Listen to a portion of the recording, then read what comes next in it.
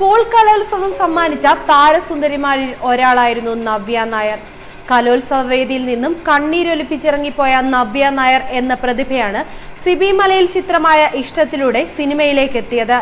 നൃത്തവും മോണോ ആക്ടുമൊക്കെയായി വേദികളിൽ നിറഞ്ഞു നിന്നിരുന്ന താരം സിനിമയിൽ തുടക്കം കുറിച്ചപ്പോൾ മികച്ച സ്വീകാര്യതയായിരുന്നു ലഭിച്ചത്. കുട്ടികളുടെയും കുടുംബ പ്രേക്ഷകരുടെയും സ്വന്തം താരമായ ദിലീപിന്റെ ഇഷ്ടമെന്ന ചിത്രത്തിലൂടെയായിരുന്നു നവ്യ മലയാള സിനിമയിലേക്ക് അരങ്ങേറ്റം നടത്തിയത്. നന്ദനത്തിലെ ബാലാമണി എന്ന കഥാപാത്രമായിരുന്നു നവ്യ എന്ന നടിയുടെ കരിയറിൽ വലിയ വിപ്ലവം സൃഷ്ടിച്ചത്. നന്ദനത്തിലൂടെ നിരവധി പുരസ്കാരങ്ങൾ നടിയെ തേടിയെത്തിയിരുന്നു. ഒരുപിടി നല്ല കഥാപാത്രങ്ങളിലൂടെ മലയാള പ്രേക്ഷകരുടെ പ്രിയങ്കരിയായി മാറിയ നവ്യ വിവാഹത്തോടെ സിനിമാ ജീവിതം അവസാനിപ്പിച്ചിരുന്നു. വർഷങ്ങൾക്കുള്ളിൽ തിരിച്ചെത്തിയ നവ്യ ടെലിവിഷൻ പരിപാടിയിലൂടെ സജീവമായിരുന്നു. നൃത്തവും സ്റ്റേജ് പരിപാടികളുമൊക്കെയായി ശക്തമായ തിരിച്ചുവരവിനുള്ള തയ്യാറെടുപ്പിലാണ് താരം ഇപ്പോൾ.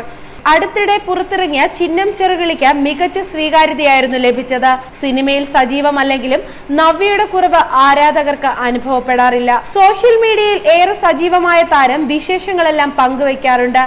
നിമിഷ നേരം കൊണ്ടാണ് താരത്തിന്റെ പോസ്റ്റുകൾ വൈറലായി മാറുന്നത്.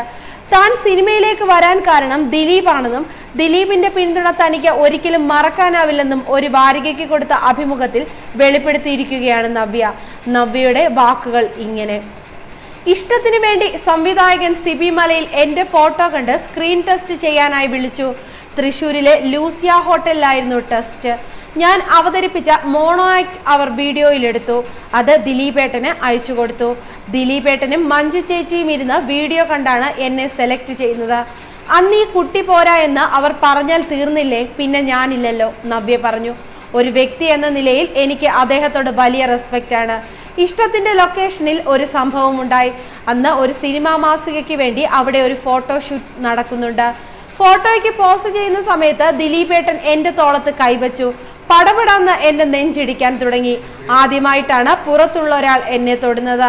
നാട്ടിൻ പുറത്തൊക്കെ വളർന്ന ആ ഒരു പ്രായത്തിലുള്ള ഒരു പെൺകുട്ടി ഭയങ്കരമായി പരിഭ്രമിച്ചു പോകുന്ന നിമിഷമാണത്. എന്റെ നെഞ്ചിടിപ്പിന്റെ ശബ്ദം തോളത്ത് കൈവച്ചിരിക്കുന്ന ആ മനുഷ്യൻ തിരിച്ചറിഞ്ഞെന്ന് തോന്നുന്നു.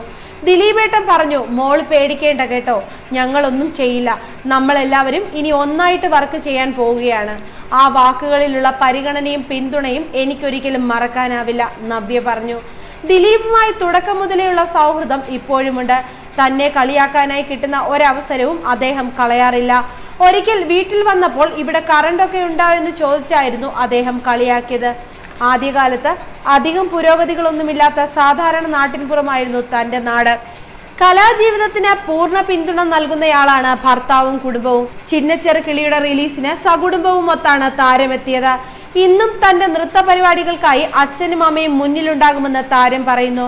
മഞ്ജു വാര്യറും ഭാവനയും ഉൾപ്പെടെയുള്ള സുഹൃത്തുക്കൾ ചിന്നച്ചെറുകിളി നൃത്തത്തിന് അഭിനന്ദനവുമായി എത്തിയിരുന്നു. ന്യൂസ് ഡെസ്ക് മലയാളി വാർത്ത.